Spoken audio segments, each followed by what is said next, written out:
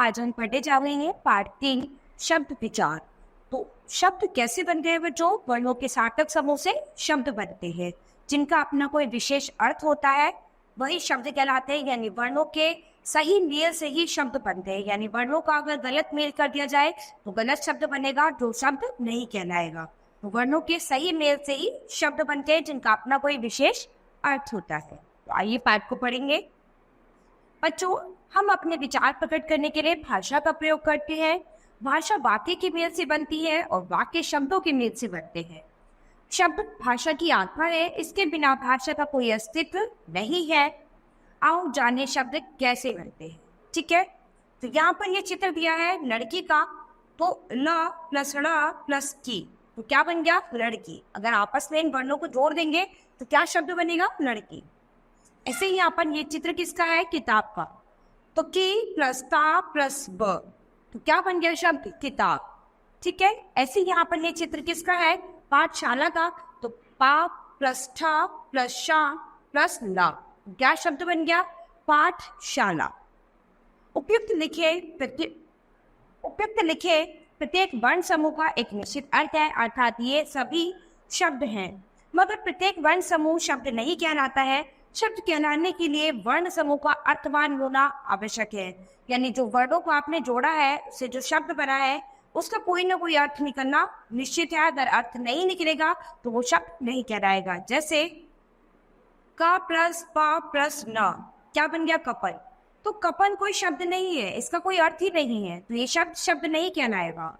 ऐसे ही सा प्लस बा प्लस धा, सबद। शब्द क्या होता है? कुछ नहीं होता, कोई शब्द नहीं है, इसका कोई अर्थ नहीं है, इसलिए ये शब्द नहीं कहलाएगा। ये केवल वर्ण समूह है, शब्द नहीं, क्योंकि ये अर्थवान नहीं है। एक से अधिक वर्णों के सार्थक समूह को हम शब्द कहते हैं। जो शब्द व्याकरण के नियमों में बंद कर वाक्य में प्रयुक्त होता है उसे पद कहते हैं।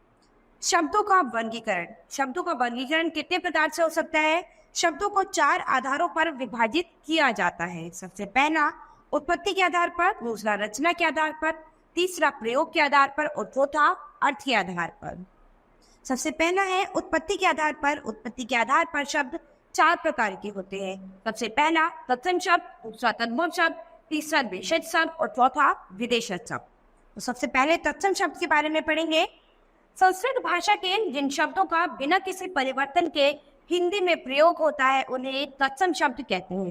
तो जो शब्द संस्कृत भाषा से हिंदी भाषा में बिल्कुल हूबहू प्रयोग किए जाते हैं वो तत्सम शब्द कहलाते हैं, जैसे अश्व, दधी, कपाट आदि।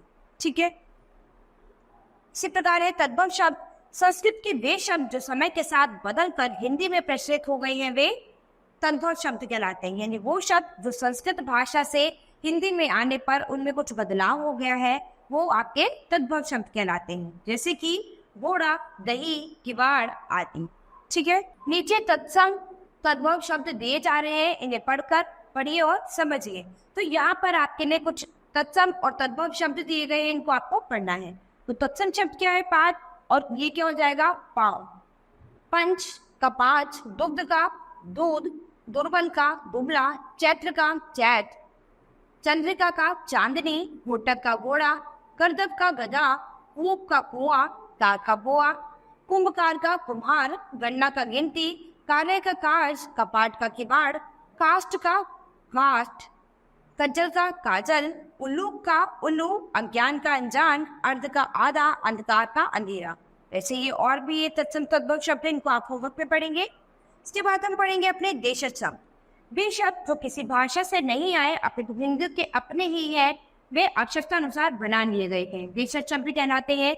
यानी जो शब्द किसी भी भाषा से नहीं लिए हमने, जो हिंदी में ही है, पहले से ही प्रचलित है, ठीक है, तो वे हमारे क्या कहलाते हैं? देशज शब्द कहलाते हैं। जैसे थैला, पगड़ी, पेट, खिड़की, खटखटाना, खाट, कटोरा आदि। इसके बाद आते हैं विदेशज शब्द। वे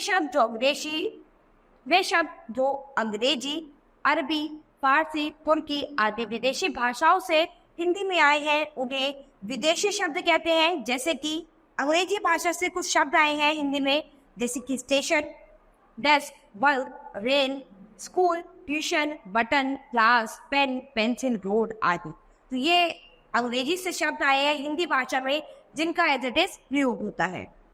इसके बाद कुछ शब्द अरबी भाषा से भी लिए गए हैं, जैसे कि हमला, दौलत, दुनिया, तमाशा, गरीब, किला, औरत, आदमी आदि। इसके बाद कुछ शब्द फारसी भाषा से भी लिए गए हैं, जैसे कि जहर, आतिशबाजी, पलंग, आवारा, तीर, मुफ्त, तनख्वाह, मलाइन, सौदागर आदि। कुछ तुर्की भाषा से भी शब्द लिए गए हैं, बहादुर, कैची, चमचा, बेगम, तोप, कालीन, कुली आदि।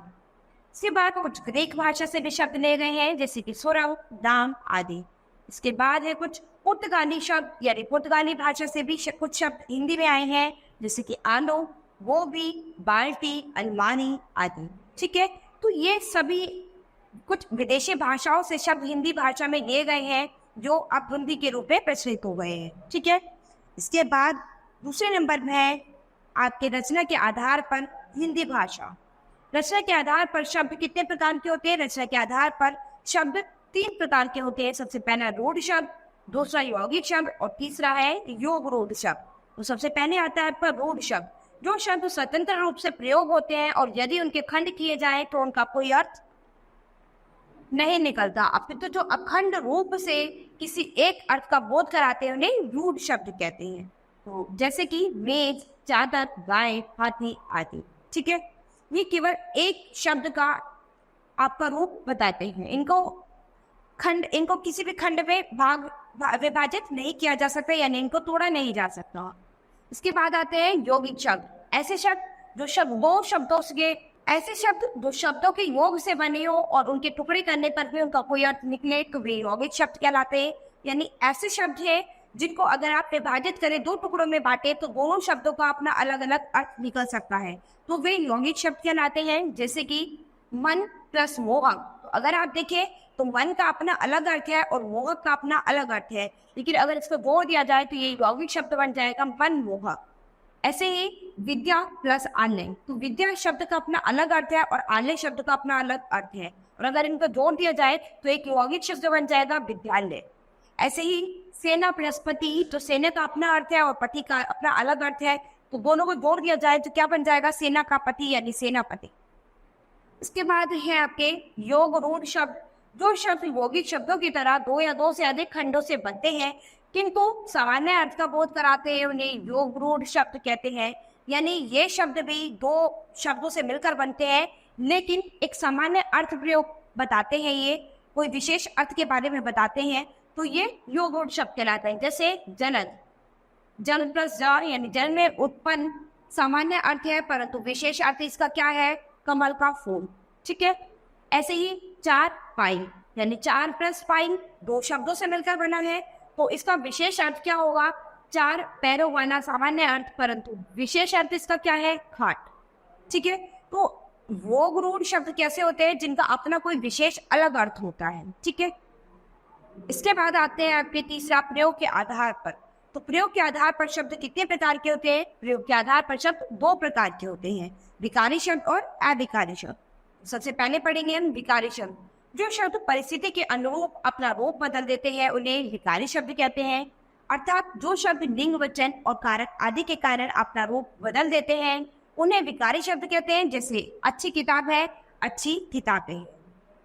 विकारी शब्द 4 प्रकार के होते हैं, संज्ञा, सर्वनाम, विशेषण और क्रिया। ठीक है, तो ये शब्द जो है लिंग, वचन, कारक आदि के कारण अपना रूप बदल देते हैं। इसके बाद पढ़ेंगे हम अविकारी शब्द, जिन शब्दों में परिस्थिति वश कभी भी परिवर्तन नहीं होता वे अविकारी शब्द कहलाते हैं। अर्थात जिन शब्दों के वाक्य में प्रयुक्त होने पर किसी भी प्रकार का परिवर्तन नहीं होता उन्हें अविकारी शब्द कहते हैं। ये वाक्य में जो के त्यों प्रयुक्त होते हैं। जैसे कि लड़की धीरे बोलती है, लड़का धीरे बोलता है। तो अविकारी शब्द भी 4 प्रकार के होते हैं, क्रिया विशेषण, संबंध बोधक, समुच्चय बोधक, विस्मयात्मक बोधक। ठीक है, इसके बाद चौथा आता है आपका अर्थ के आधार पर। तो अर्थ के आधार पर शब्द को निम्नलिखित वर्गों में बांटा गया है।